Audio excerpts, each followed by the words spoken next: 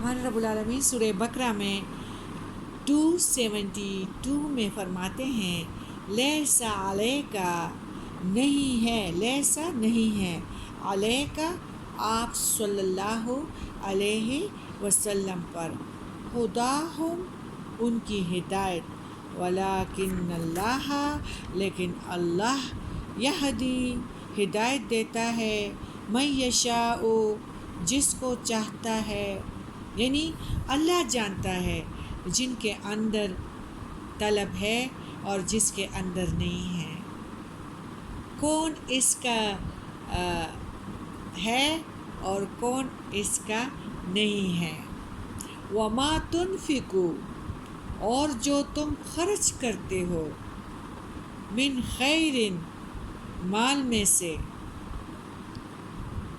فَلِأَنفُسِكُمْ پس تمہارے نفسوں کے لیے، وما تنفقون اور نہیں تم خرچ کرو گے،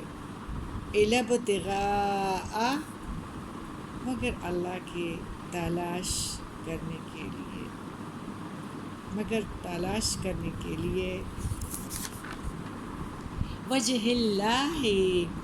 اللہ کی رضا کو، وما تنفقوا اور جو تم خرچ کرو گے، من خیر مال میں سے، یوفا پورا کر کے دیا جائے گا، الیکم تمہاری طرف، وانتم اور تم، لا تظلمون اور نہ تم ظلم کیے جاؤ گے۔ آیت 273 للفقراء واسطے تنگ دستوں کے، الذین وہ لوگ جو احصروا گھیر لیے گئے، فی سبیل اللہ اللہ کے راستے میں، لا یستطیعون نہیں وہ طاقت رکھتے، دربن چلنے پھرنے کی،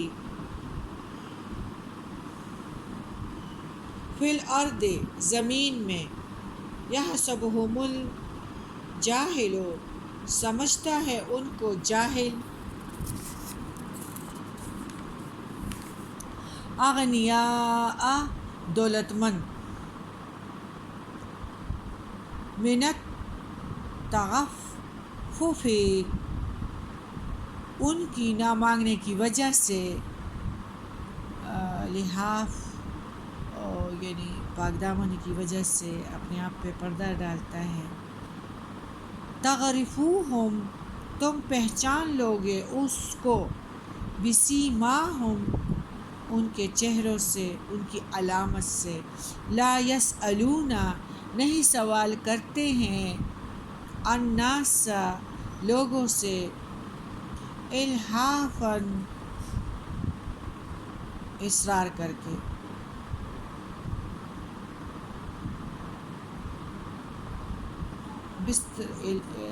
لحاف بستر کو بھی کہتے ہیں نا، جو لپیٹ کے انسان اپنے آپ کو سمیٹ لیتا ہے،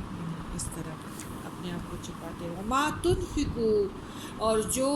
بھی تم خرچ کرو گے، من خیر مال میں سے، وَإِنَّ اللَّهَ تو بے شک اللہ، بِہِ ساتھ اس کے، علیم جاننے والا ہے۔ ہمارے رب العالمین فرماتے ہیں کہ جو کچھ بھی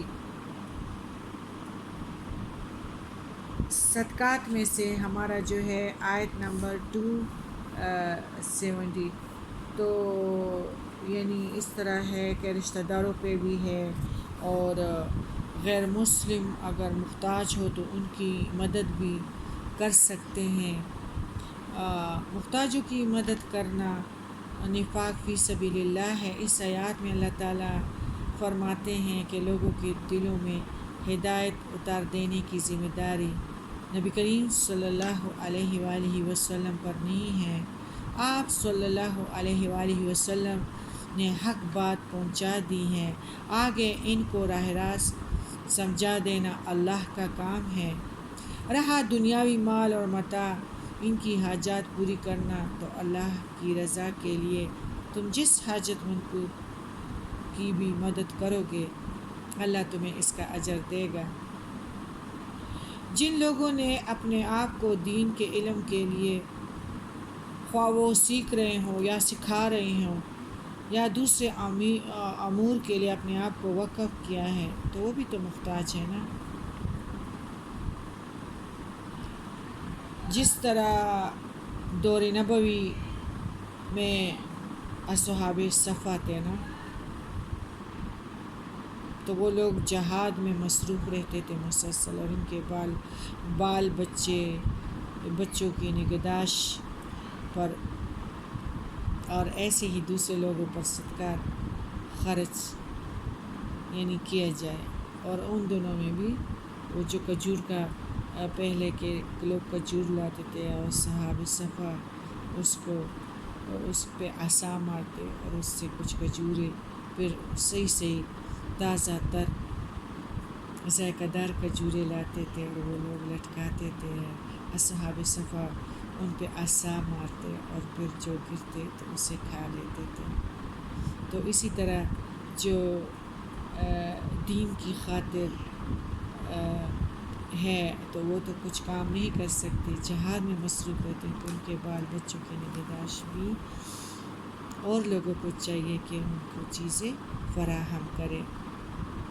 اس آیات سے سوال نہ کرنے کی فضیلت بھی معلوم ہوئی ہے، اور حدیث ہے کہ جو شخص سوال سے بچے اللہ بھی اسے بچائے گا، اور جو کوئی دنیا سے بے پرواہی کرے گا اللہ بھی اسے بے پرواہ اور بے نیاز کر دے گا، اور جو کوئی کوشش سے صبر کرے گا اللہ تعالیٰ اسے صبر عطا فرمائے گا۔ صبر سے بہتر کشادہ تر کسی کو کوئی نعمت نہیں ملی ہے۔ بخاری کتاب الزکوٰۃ۔ ابو ہریرہ فرماتے ہیں کہ نبی کریم صلی اللہ علیہ وآلہ وسلم نے فرمایا، اس ذات کی قسم جس کے ہاتھ میں میری جان ہے، اگر کوئی شخص اپنی رسی اٹھائے اور لکڑی کا گٹھا اپنے پیٹھ پر لاد کر لائے تو یہ اس سے بہتر ہے کہ جا کر کسی سے سوال کرے، وہ اسے دے یا نہ دے۔ عبداللہ بن عمر رضی اللہ تعالیٰ عنہ فرماتے ہیں کہ نبی کریم صلی اللہ علیہ وآلہ وسلم نے فرمایا، سوالی جو ہمیشہ لوگوں سے مانگتا رہتا ہے قیامت کے دن اس حال میں آئے گا کہ اس کے منہ پر گوشت کی ایک بوٹی بھی نہ ہوگی۔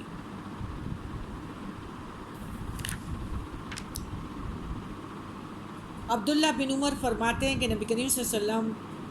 لوگوں کو ممبر پر صدقہ اور سوال سے بچنے کے لیے خطبہ دے رہے تھے۔ آپ صلی اللہ علیہ وسلم نے فرمایا، اوپر والا ہاتھ نیچے والے ہاتھ سے بہتر ہے۔ اوپر والے ہاتھ سے مراد خرچ کرنے والا اور نیچے والا ہاتھ مانگنے والا۔ اور حضرت ابو ہریرہ فرماتے ہیں، آپ صلی اللہ علیہ وسلم نے فرمایا، جو شخص اپنا مال بڑھانے کے لیے لوگوں سے سوال کرتا ہے وہ آگ کے انگارے مانگ رہا ہے، اب چاہے تو وہ کم کرے یا زیادہ اکٹھے کر لے۔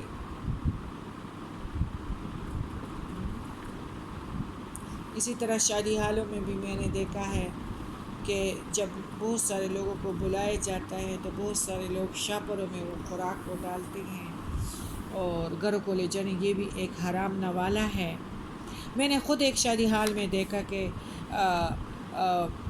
گجریلے کے ڈونگے ایک بڑے شاپر میں تقریباً 3 دڑی تو شاپر تھی کہ ان لوگوں کی انگلیاں ایسے پیلے ہو گئے تھے جب 2 عورتیں موٹی عورتیں تھیں اور اسی حال میں گجریلا کم بھی ہو گئے۔ تو یہ بھی تو حرام کا نوالا ہے، حرام کا رہا ہے جو بندے ایسے کام کرتے ہیں اور حد سے بڑے ہوئے لوگ ہیں۔ لیکن نو برین نو پین، اگنورنس از بلیسنگ. تو جو لوگ چھپاتے ہیں شادی حالوں میں جو چیز بھی، تو وہ بھی حرام نوالا ہے اور حرام کھا رہا ہے. اور اللہ تعالیٰ ہم سب کو ان چیزوں سے بچائے. ہمارے حکیم بن حزام کا سرکاری وظیفہ مقرر تھا، اس کے بعد اس نے قبول کرنے سے انکار کیا تھا. حضرت عمر فاروق رضی اللہ تعالیٰ عنہ نے اس کو وظیفے کے لیے بلایا لیکن اس نے انکار کیا. حضرت عمر فاروق رضی اللہ تعالیٰ عنہ حاضرین سے کہنے لگے، لوگو تم گواہ رہنا، میں نے حکیم بن حزام کو اس کا حق جو غنائم کے مال میں اللہ نے رکھا ہے دیتا ہوں، لیکن اس نے انکار کیا ہے. اس نے کہا کہ میں نہیں لیتا، غرض کہ رسول اللہ صلی اللہ علیہ وسلم سے کیے ہوئے عہد کا اپنا اتنا پاس تھا کہ انہوں نے تا حیات سوال تو درکنار کس سے کوئی چیز بھی قبول نہیں کی. اور اس کے بعد جو تھے مسلمان یا جو بھی، اور یعنی اگر ان سے کوئی اسٹک گر جاتا تو وہ بھی کسی سے نہیں مانتے بلکہ خود ہی اتر کے اٹھا دیتے تھے. اللہ تعالیٰ ہم کو بھی ہمارے نصیب میں بھی یہی حصہ دے. وہ حصہ ہے قوی ہدایت کا، اور اللہ تعالیٰ ہمیں اس طاقت سے نواز دے.